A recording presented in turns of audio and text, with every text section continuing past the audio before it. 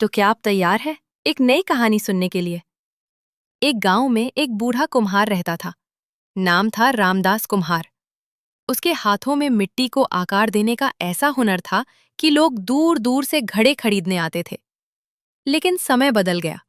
अब बाजार में चमकदार प्लास्टिक के बर्तन आने लगे थे। धीरे धीरे उसके आंगन में रखे घड़े बिकने बंद हो गए। एक शाम उसका बेटा बोला, बाबा, ये मिट्टी के बर्तन अब कौन खरीदेगा? मेहनत बेकार है। रामदास मुस्कुराया और चाक घुमाते हुए बोला, बेटा, मिट्टी को घड़ा बनने से पहले आग में जलना पड़ता है।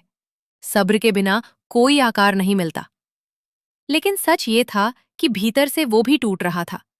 घर में अनाज कम था, बरसात खराब हुई थी और उधार देने वाले रोज दरवाजा खटखटाते थे।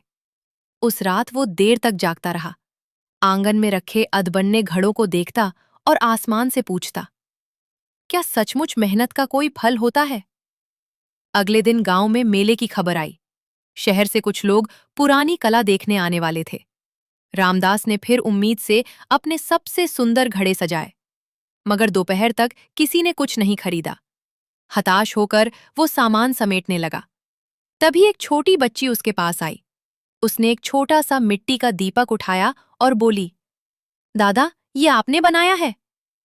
हाँ बिटिया, उसने धीमे से कहा। बच्ची की मां ने मुस्कुराकर कई दीपक और घड़े खरीद लिए। फिर देखते ही देखते दूसरे लोग भी उसकी दुकान पर आने लगे।